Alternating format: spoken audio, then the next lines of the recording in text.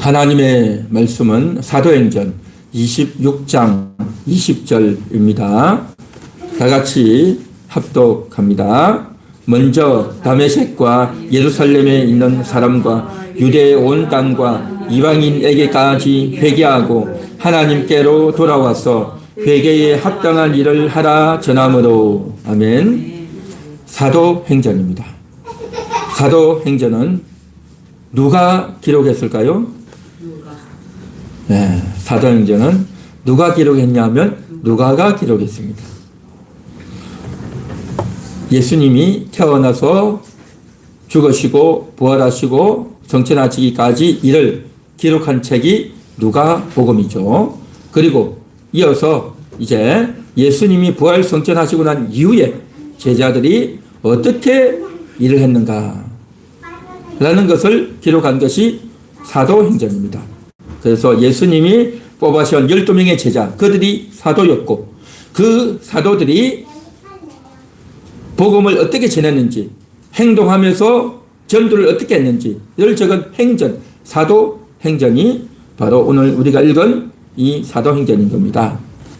자, 그래서 사도행전에서는 예수님이 돌아가시고 난 이후에 저들이 함께 모여서 마가의 다락방에 모여서 뜨겁게 기도했고 10일 동안 기도했고 그 이후에 오순절날 마가 다락방에서 성령의 충만한 역사가 일어나서 방언을 하고 복음을 전하게 되죠.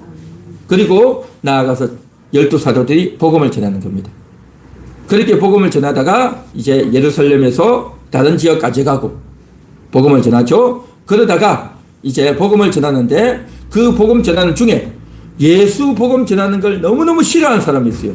그들이 누구냐 하면 바로 유대인들이었어요. 예수님도 유대인이고 제자들도 유대인인데 그 유대인들이 예수 복음 전하는 걸 너무 싫어했어요. 왜냐하면 예수는 죽었는데 왜 예수가 살아났다고 하느냐, 무슨 예수가 부활하느냐, 있을 수 없는 일이다, 저들이 거짓말을 한다라고 얘기했던 겁니다.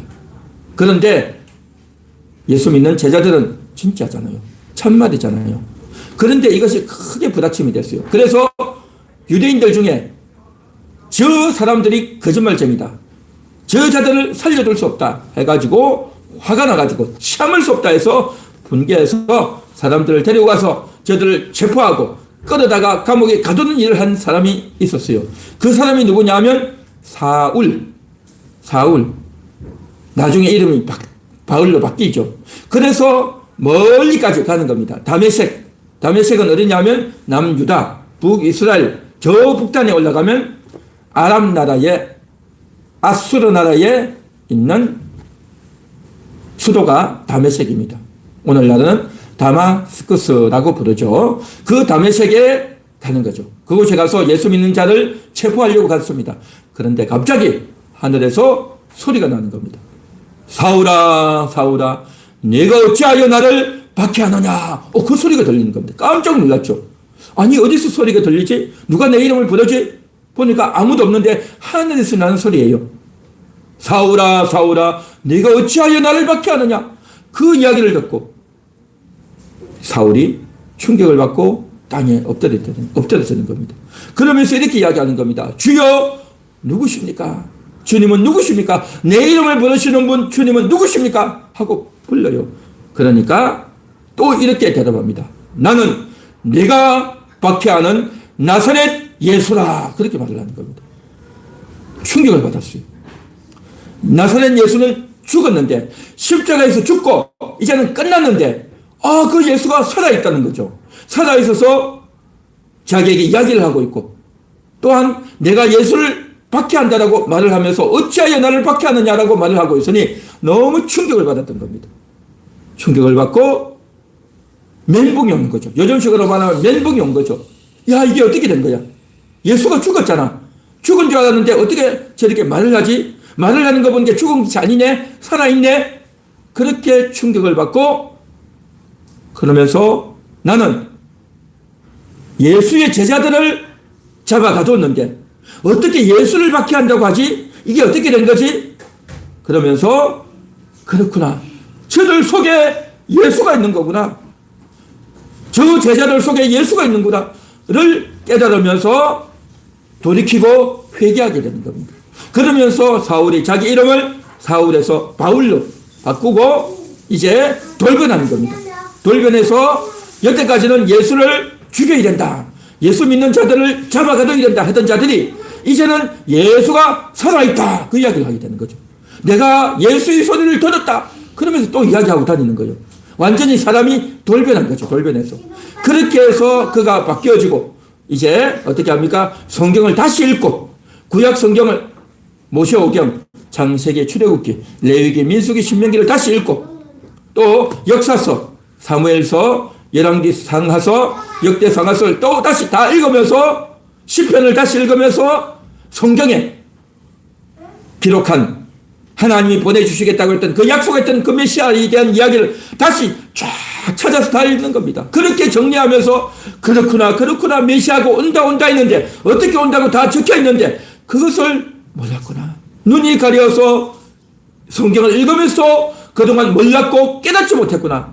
그러면서 이제 돌이켜서 예수가 살아났구나. 몇 년 전에 왔던 십자가에 죽은 그 예수가 하나님이 보낸 아들이구나. 그가 진짜 그리스도였구나. 그것을 알고 바울이 통에 자복하는 겁니다. 그렇게 통에 자복하고 회개하고 이제는 자기의 인생을 바꾸어서 예수 믿는 자를 박해하던 자가 이제는 사람들에게 예수를 믿으라고 알리고 전하는 이 일에 자기의 모든 것을 다 걸고 그것을 자기의 사명으로 여기고 인생을 살았다는 겁니다. 그래서 복음을 전도하러 온 땅으로 다니는 겁니다.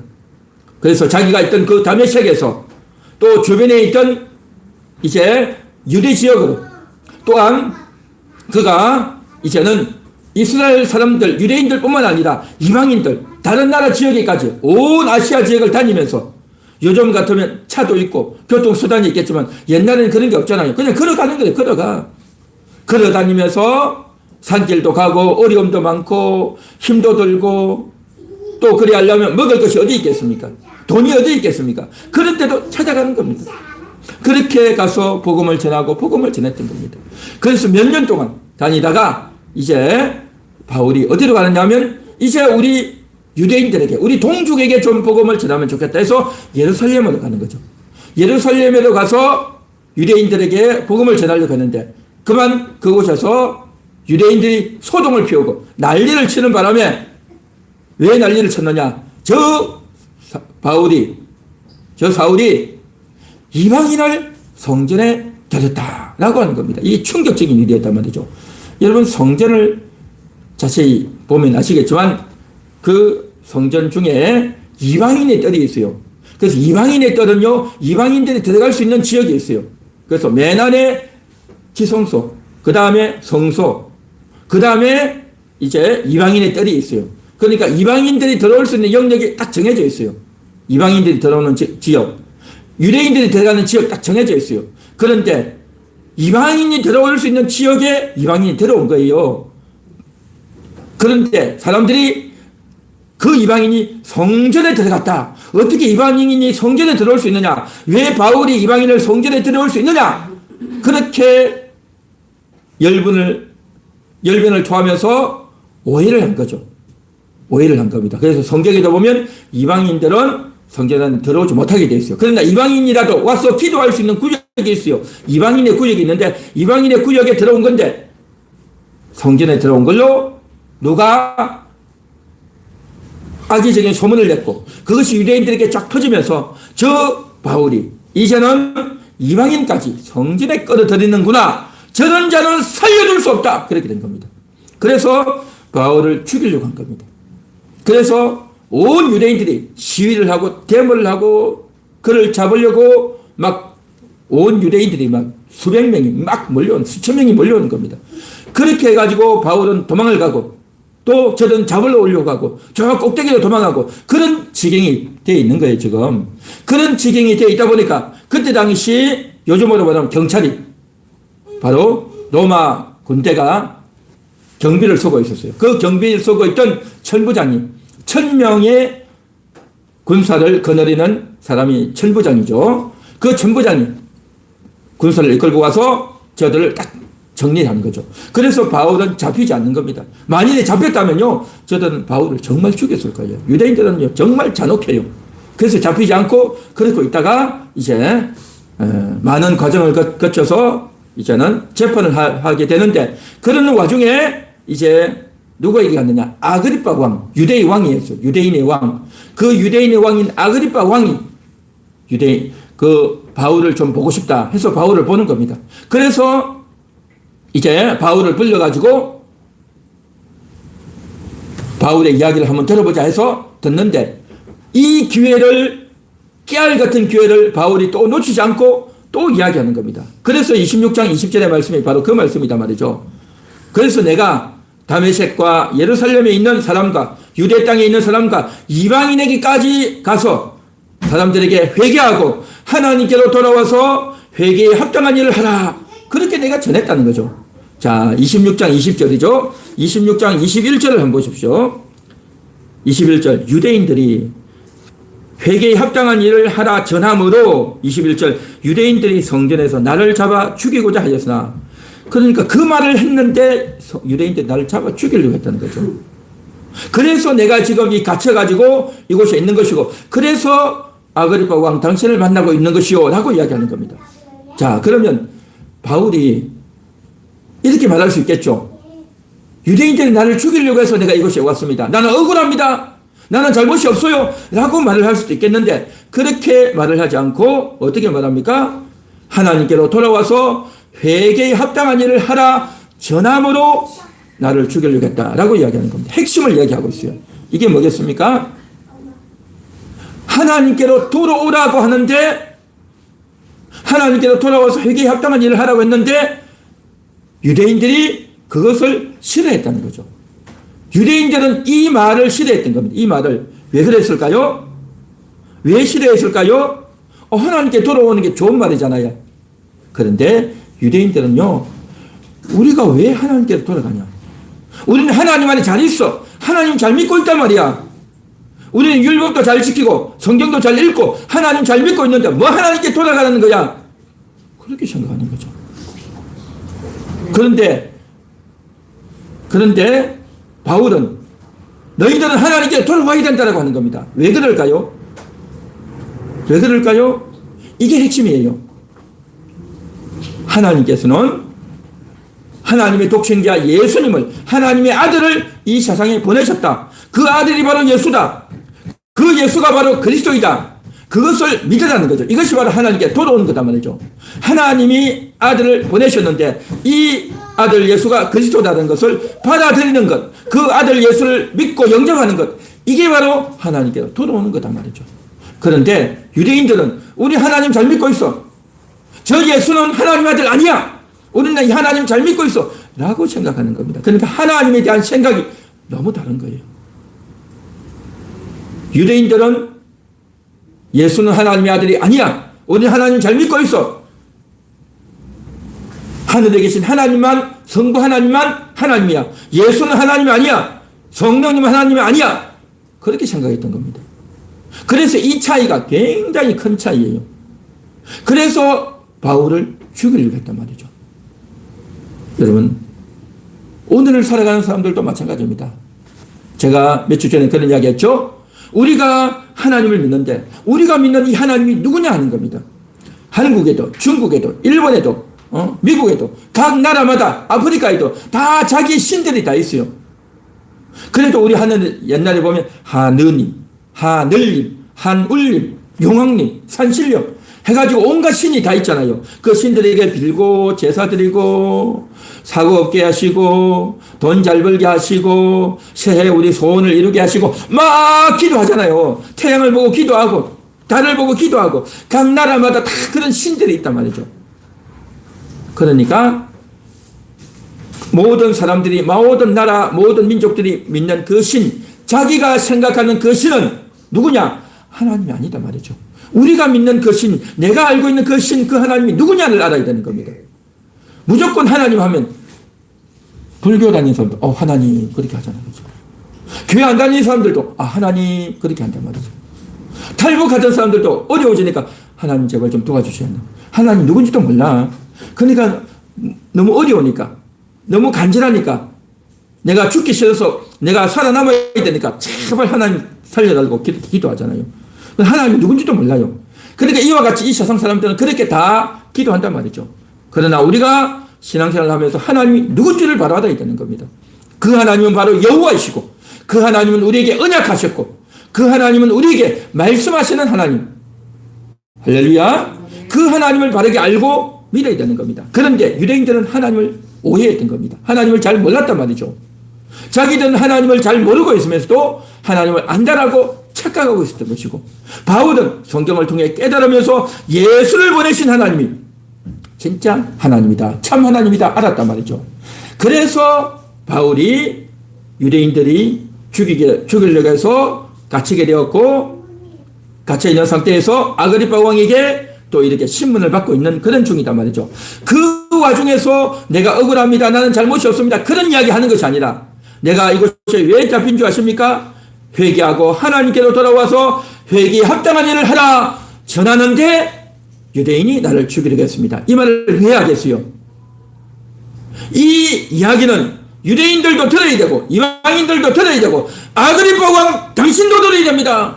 당신도 하나님께로 와서 회개하고 회개에 합당한 일을 해야 됩니다. 그 말을 하려고 하는 거예요 지금. 바울은요 그 기회에도 복음을 전하고 어떤 기회에서라도 말을 지혜롭게 해서 그 사람들에게 하나님을 전하려고 하는 열정이 대단했다는 겁니다. 오늘 이 시간 우리들도 하나님께로 돌아와서 회개에 합당한 일을 해야 될 줄로 믿습니다. 할렐루야. 오늘 설교 제목이 이겁니다. 회개에 합당한 일을 하라인 겁니다. 그 다음 넘겨주세요. 다 같이 한번 읽어봅니다. 생명적 연합을 지속하라. 회개에 합당한 일이 뭐겠습니까? 회개에 합당한 일 가장 첫 번째는 바로 생명적 연합을 하는 겁니다. 생명적 연합이 뭐냐? 하나님과 연결이 되어져야 되는 겁니다. 예수와 연결이 되어져야 돼요. 예수와 연결이 되어져야 돼. 예수를 믿지 않는 자는요 살아있죠. 몸은 살아있죠. 숨도 쉬고 밥도 먹고 말도 하고 일도 하고 돈도 벌고 열심히 달리기도 하고 잠도 자고 깨어나고 하잖아요. 그렇지만 영혼이 죽어 있는 거예요. 예수를 안 믿는 자는 영혼이 죽어 있단 말이죠. 불신자들은 영혼이 죽어 있어요. 그런 자가 예수를 믿고 거듭나게 되면 영혼이 살아나는 겁니다.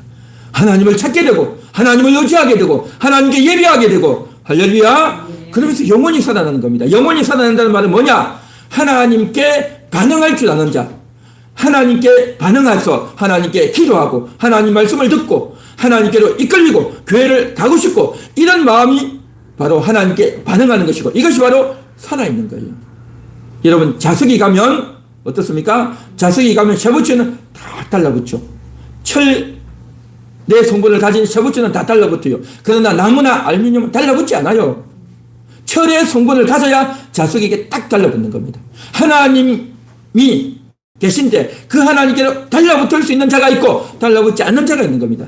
철의 성분은 반드시 자석에 달라붙듯이 비철은 달라붙지 않습니다. 거듭난 영혼, 예수를 믿은 영혼은 반드시 하나님께 딱 달라붙게 되어 있어요. 이게 너무나도 중요하고 소중하다라는 겁니다. 그래서 그 연결이 계속 이루어져야 된다는 거죠. 이 세상에 살아가는 사람은 하나님 없이 산단 말이죠. 하나님 없이 일하고 사람 만나고 밥 먹고 놀러가고 자기 인생 일하고 여러 가지 인생을 살잖아요. 하나님 없는 인생이란 말이죠. 그러나 이제 거듭난 사람은 하나님 앞에 계속 가야 되는 겁니다. 예배를 드려야 되는 겁니다. 말씀을 들어야 된단 말이죠. 할렐루야. 그 일을 해야 되는 겁니다. 그 일을. 이제 어린아이가 딱 태어났어요. 어린아이가 태어나면 어떻게 됩니까? 엄마가 아이를 안아주고 먹여주고 젖 먹여주고 기저귀 갈아주고 잠재워주고 울면 찾아가서 이 아이를 늘 돌보아주고 신경 써주고 수발을 들어줘야 되는 겁니다. 24시간 늘 함께 있어야 된단 말이죠. 늘 그렇게 하는 겁니다. 그러다가 이 아이가 어떻게 됩니까? 기게 되고 일어나게 되고 걷게 되고 또 어떻게 합니까? 우유를 먹고 젖을 먹다가 밥도 먹고 이제 또 어떻게 합니까? 말도 하게 되고 그렇죠? 엄마 해봐. 엄마 여러 번 하죠. 수십 번, 수백 번, 수천 번을 하다 보면 드디어 어느 순간에 엄마 한단 말이죠. 그죠? 그러니까 그 엄마가 엄마인지 아빠인지 모르지만 어쨌든 한단 말이죠. 그러면서 말을 배워서 자기가 이제 서서히 말이 늘고 단어를 배우게 되고 그렇게 한단 말이죠. 말도 배우고 밥도 먹고 그렇게 한단 말이죠. 그렇게 되기까지 많은 사랑을 받아야 돼요. 예수 믿는 사람도 마찬가지입니다.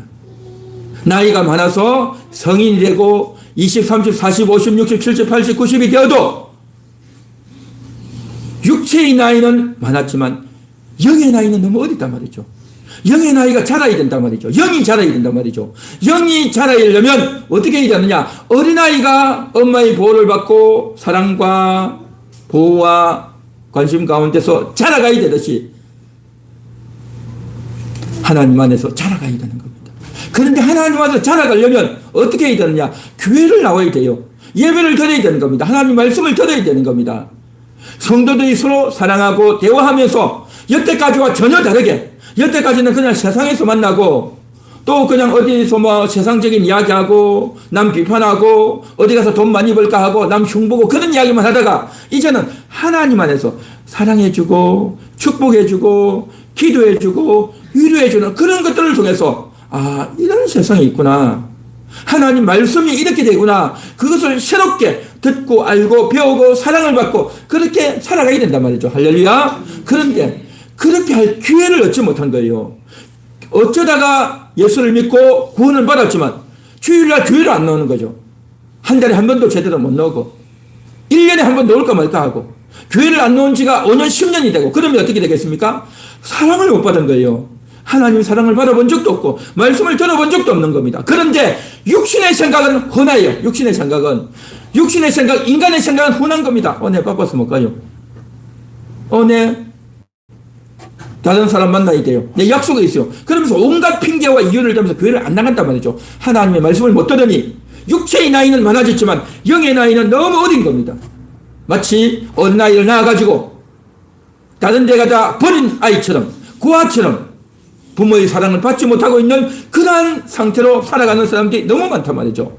생명적인 연합이 이루어지질 않는 거예요. 생명적인 연합이 뭡니까? 하나님을 만나고 하나님 사랑을 받고 하나님 말씀을 듣고 하나님이 어떤 분인지 알고 그러면서 하나님이 주시는 그 영적 자양분을 먹고 마시고 공급을 충분히 받아야 되는데 그것을 받을 기회가 없단 말이죠. 그러면 이 영혼은 어떻게 되겠습니까? 너무 가련한 영혼이 되는 겁니다. 너무 비참한 영혼이 된단 말이죠. 지난주에 이야기했듯이 라오디게아 교회 성도들처럼 너무 가련한 나는 부자다, 나는 만족하다, 나는 아쉬움이 없다 그렇게 큰 착각을 하고 사는 겁니다. 사랑하는 성도 여러분, 생명적 연합을 이루어야 될 줄 믿습니다. 생명적 연합, 하나님을 만나고 그 만남을 계속 이루어야 된단 말이죠. 그 만남을 계속 이루고 말씀을 듣고 은혜 받고 사랑 받고 말씀 듣고 하나님이 이런 분이구나, 하나님이 이런 일을 했구나, 정말 천국은 이런 곳이구나 에 대한 이야기를 많이 들어야 되는 거죠. 그러나 그동안 우리는 뭘 들었습니까? 집에서 그동안 자라면서 학교에서 배우면서 여태까지 인생 살면서 듣고 배운 게 뭡니까? 뭐 텔레비 재밌는 게 있구나, 어디 가면 돈 많이 벌까, 전부 그런 거잖아요. 남 비방하고 뭐 전부 그런 거단 말이죠. 하나님과 상관없는 것만 계속 듣고 배웠단 말이죠. 여러분, 이게 우리가 살 게 아니다 말이죠. 영혼의 양식이 전혀 안 된단 말이죠. 우리가 영혼의 양식이 될 수 있는, 영혼이 자랄 수 있는 그런 풍족한 환경과 상황 가운데 거해야 되는데 그것을 박차고 그냥 나아가 버렸단 말이죠. 그래서 이게 안타까운 상황입니다. 생명적 연합을 계속 이루어 나가기 위해서 정말 최소한 일주일에 한 번은 꼭 교회를 나와야 되고 뿐만 아니라 많은 시간 동안 하나님을 만나고 하나님께로 가까이 가는 그 연합에 신경을 계속 써야 된단 말이죠. 할렐루야. 요 일을 하는 것, 이게 바로 뭐냐면 회개에 합당한 일, 첫 번째입니다. 회개에 합당한 일을 해야 내 영혼이 계속 살고 살아있단 말이죠. 그래야 사람이 살고 영혼이 살아있는 겁니다. 그렇지 않으면 사는 게 아니다 말이죠. 살아도 사는 게 아니다 말이죠. 어떤 사람들은 인생이 뭐냐, 계속 사람들 만나려고 하는 겁니다. 그래서 친구도 만나고 아는 사람도 만나고 여기도 가고 저기도 가고 그래서 나이를 먹고 노인이 되어도 그 끊임없이 가는 거죠. 차를 타고 가고 또 내가 전혀 모르는 사람 새롭게 만나서 인사하고 이야기하고 또 여기저기 구경도 다니면서 혼자 도무지 못 있는 겁니다. 사람을 만나려고 노인정도 가고 여러 곳에 매 가는 겁니다. 왜냐하면 혼자서 있을 수가 없어서 사람을 만나고 이야기하고 싶고 듣고 싶고 이야기하고 싶고 그래서 막 만나는 겁니다. 그것이 바로 자기의 삶의 의미가 되어 있어요. 삶의 의미가.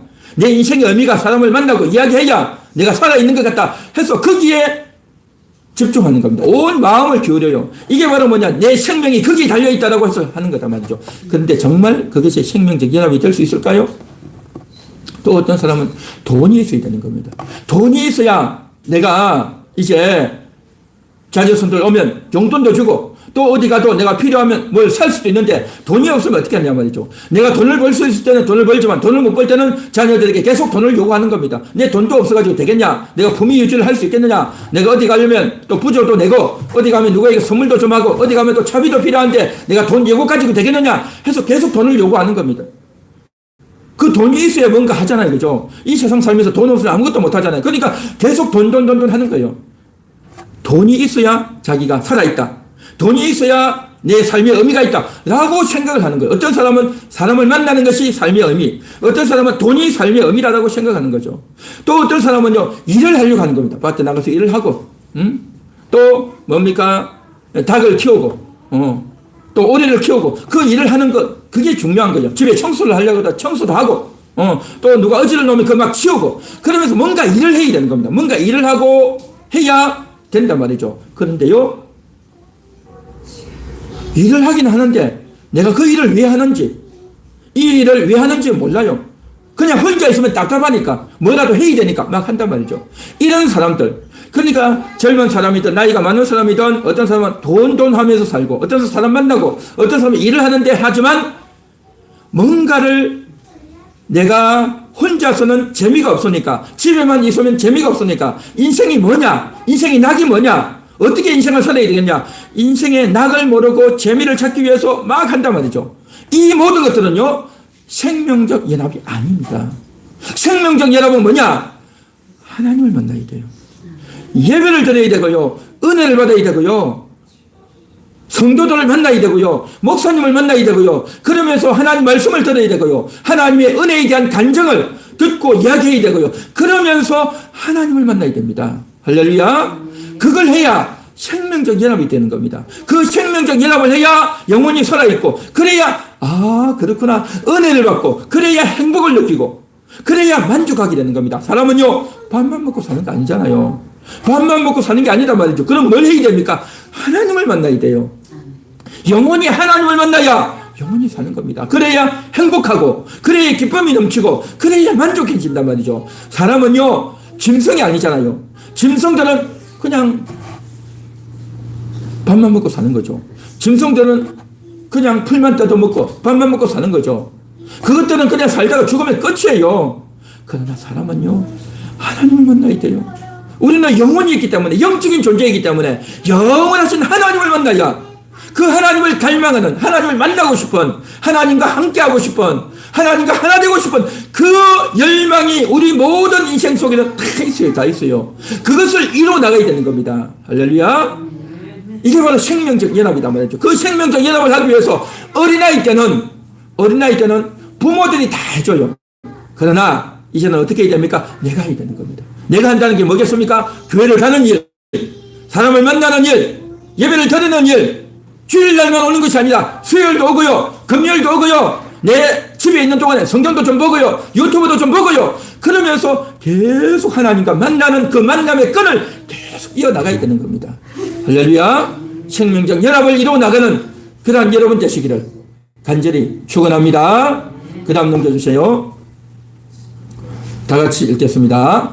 나의 사명을 발견하고 그 사명을 위해 살아가라. 사명을 발견해야 돼. 사명. 모든 인생은요, 다 태어난 이유가 있습니다. 태어난 이유가 있단 말이죠. 이 세상 살아가면서 내가 반드시 해야 될 이유가 있어요. 해야 될 일이 있단 말이죠. 그 일이 바로 사명인 겁니다. 사명. 사명은 뭐냐면 맡길 사자입니다. 맡길 사자. 맡은 일. 내가 원래 하려고 한 것이 아니라 다른 사람이 이 일을 좀 해주시오 하고 맡겨준 일. 그게 바로 사명인 겁니다. 하나님이 나에게 맡기신 일, 너 이 일 해라 하고 맡겨주신 그 일이 있단 말이죠. 그걸 우리가 해야 되는 겁니다. 나의 사명은 뭐냐? 그걸 알고 그 사명을 감당하는 것이 우리 인생의 가장 보람이고 낙이고 기쁨이고 행복이 되는 겁니다. 어린아이 때는요, 그런 생각합니다. 내가 앞으로 어느 대학을 갈까? 앞으로 내가 커서 어른이 되면 무슨 일을 할까? 나는 어떤 직업을 선택할까? 그런 고민을 하는 겁니다. 어린아이 때는 잘 모르기 때문에 그런 거 하죠. 그런 것을 가리켜서 꿈이다, 비전이다 라고 말하죠. 그래서 자신의 적성을 찾고 내가 가장 잘할 수 있는 게 뭔지, 내가 관심을 가진 내 관심사가 어딘지 그것을 발견하고 찾는 작업을 계속하죠. 그래서 결국 뭡니까? 자기가 일을 하고 또 그런 직장에 들어가게 되고 그런 대학에 들어가고 그렇게 하죠. 그런데 말입니다. 그게 다가 아니에요. 그건 육신적인 일입니다. 육신적인 일.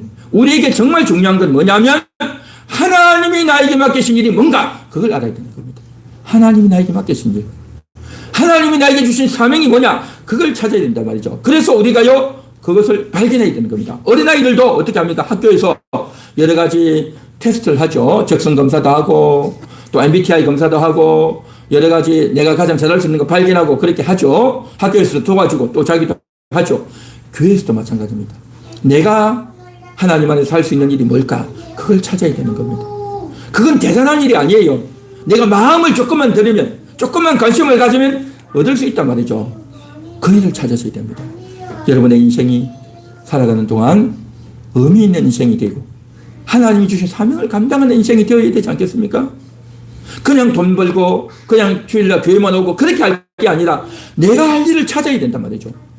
여러분은 내가 할 일을 찾으셨습니까? 그 일을 알아야 돼요. 그 일을 알아야 돼요. 그래서 제가 고민하다가 좀 적어봤어요. 여러분 주보 한번 보십시오. 주보에 보면 제가 안에 적어놨어요. 주보 표지 그림 말고 안쪽에 보면 예배 순서 있죠. 왼쪽에 예배 순서 있고 오른쪽에 보면 오늘 은혜 받은 말씀 해가지고 그 밑에 9가지가 있습니다. 9가지가 있는데 1번부터 9번까지 쭉 있죠. 우리 같이 한번 읽어보겠습니다. 1번 시작. 주 1회 성도에게 전화하기. 2번 주 1회 성도에게 문자나 카톡 메시지 보내기. 3번 주 1회 유튜브 영상 전달하기. 4번 주 1회 성경 10장을 소리내어서 읽기. 5번 주 1회 가족이나 지인에게 전화하기. 6번 주 1회 교회 와서 청소하기. 7번 매일 감사한 것을 달력에 적기. 8번 매일 교회와 목사 위에 기도하기. 9번 매일 가족에게 사랑합니다 하면서 인사하기. 자, 이 9가지를 제가 적어놨어요. 그 중에 여러분이 할 수 있는 것 한 가지만 한번 선정해 표시해 보세요. 한 가지만. 요 중에 9가지 중에 한 가지만 여러분 꼭 한번 표시해 보세요. 표시하셨습니까? 표시하셨어요? 표시하셔요? 표시하셔가지고 그걸 하는 겁니다. 매일 혹은 매주 일주일에 한 번이라도 그 일을 한번 해보는 겁니다. 왜 지금 제가 이 일을 하라는 겁니까?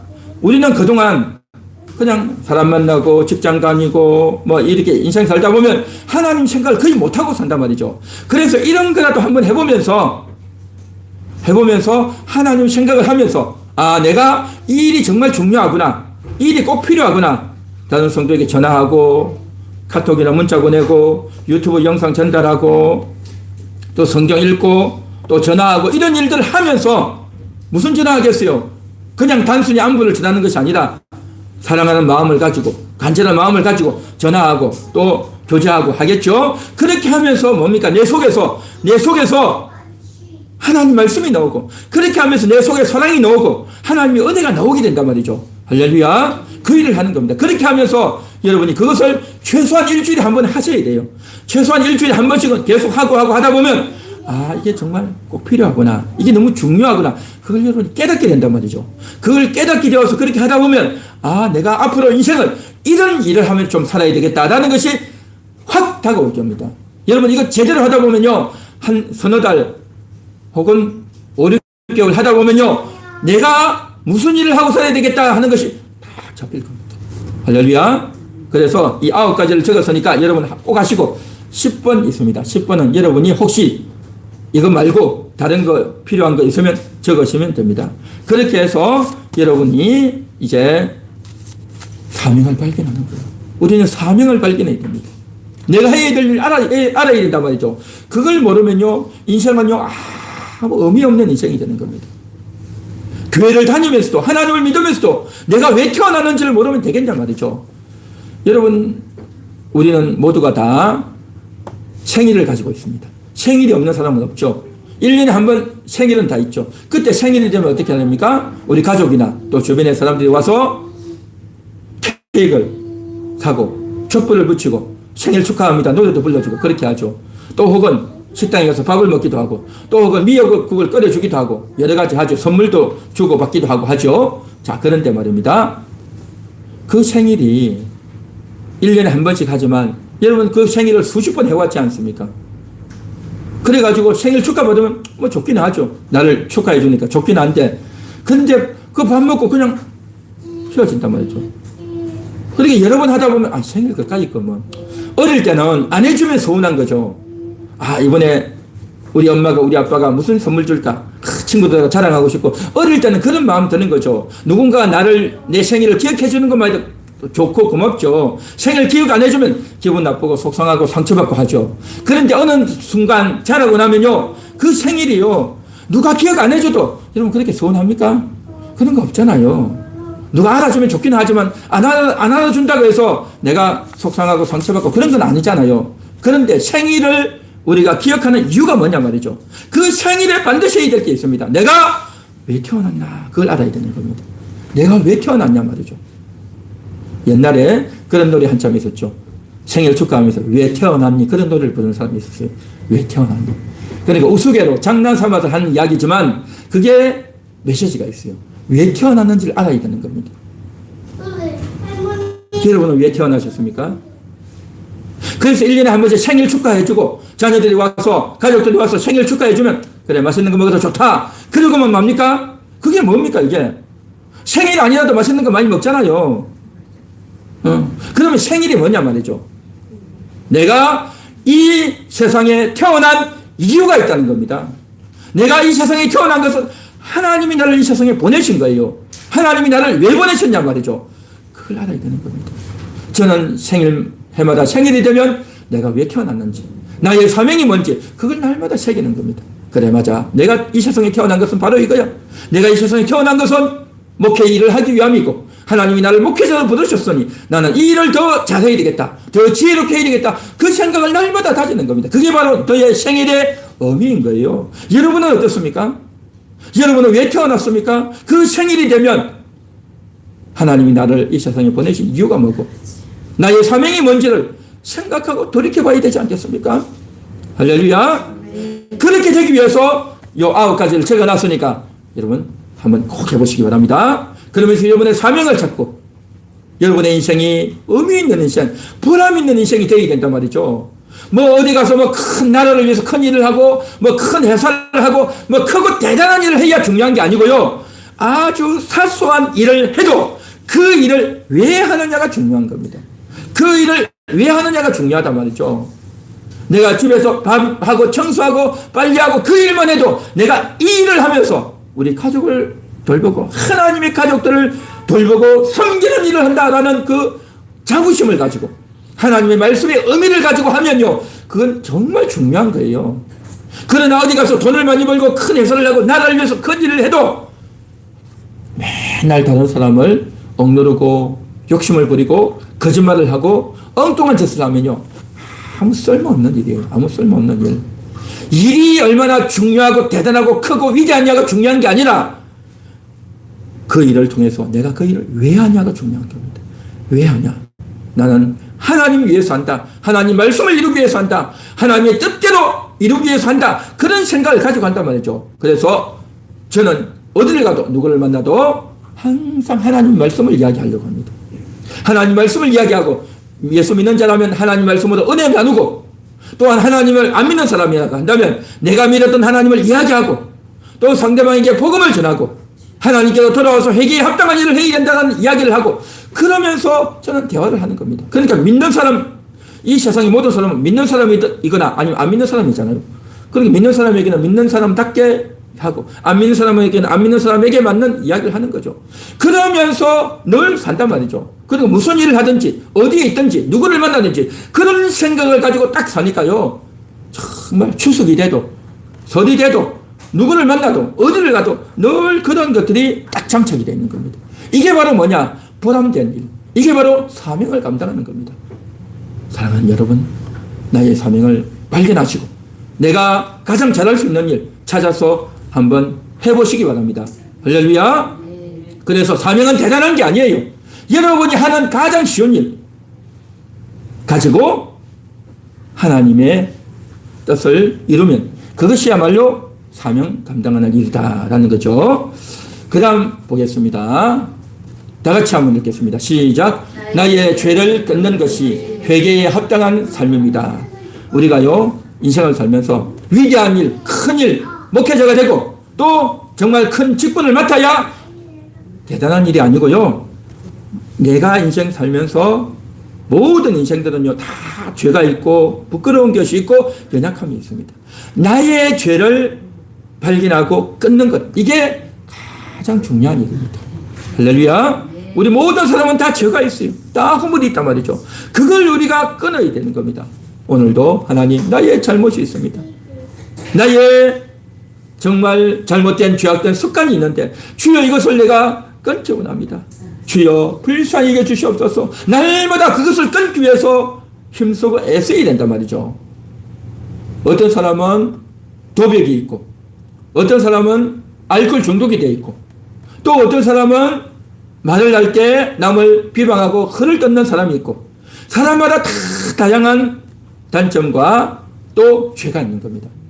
성경에서 금하고 있는 일을 내가 하고 있다고 한다면, 탐욕을 부리고 있다면, 교만하고 있다면, 남을 억압하고 압박하고 있다면, 거짓말을 하고 있다면, 남의 것을 훔치고 있다고 한다면, 하나님께 마땅히 해야 될 성경 읽기와 기도를 하지 않고 있다고 한다면 우리는 그것이 바로 죄가 되는 겁니다. 하나님, 그동안 내가 게으르고 욕심부리고 교만했던 그 죄를 끊기 원합니다. 주여 내가 이것을 끊고 그 죄를 끊고 바르게 살기 원합니다. 주여 정말 회개하기 원합니다. 이것을 위해서 여러분 계속 기도해야 될 줄 믿습니다. 오늘도 기도하고 하나님 나의 이 부끄러운 죄, 나의 이 부끄러운 죄 끊고 끊어서 주여 내가 거룩한 성도답게 하나님의 사람답게 살기 원합니다. 주여 나를 불쌍히 여겨주시고 이것을 끊을 수 있도록 성령님 역사하여 주시고 나의 죄를 용서하여 주시고 주여 내가 새롭게 되도록 내가 변화될 수 있도록 주여 나를 붙잡아 주시고 역사해 달라고 여러분 기도해야 될 줄 믿습니다. 오늘 이 시간 주의 말씀을 정리하기 원합니다. 우리 인생 별거 없어요. 회개에 합당한 일 뭐겠습니까? 하나님을 만났던 그 생명의 연합을 계속 이어가야 돼요. 하나님 말씀을 듣고 하나님을 만나고 예배를 드리고 은혜 받고 그걸 계속 해야 된단 말이죠. 육신의 목숨을 위해서도 계속 밥 먹잖아요. 하루씩 꼭 먹잖아요. 많이 먹든 적게 먹든 무슨 음식을 먹든 제가 계속 먹어야 육신이 살듯이 영혼도 마찬가지예요. 먹어야 되는 겁니다. 하나님을 만나야 된단 말이죠. 그 생명적 연합을 위해서 여러분이 시간을 쓰고 에너지를 드리고 마음을 드리고 공을 들여야 된단 말이죠. 이것이 바로 회개에 합당한 일이고 또한 나의 사명이 뭔지를 알고 그것을 찾으려고 애를 쓰고 9가지 중에 한 가지 이상 여러분이 꼭 실천하시고 그렇게 그 실천하기를 석 달, 6달 해보세요. 반드시 여러분의 사명을 찾게 될 줄 믿습니다. 그리고 나의 전력을 인식하고 깨닫고 끊어내는 그러한 저와 여러분 될 수 있기를 간절히 소망합니다.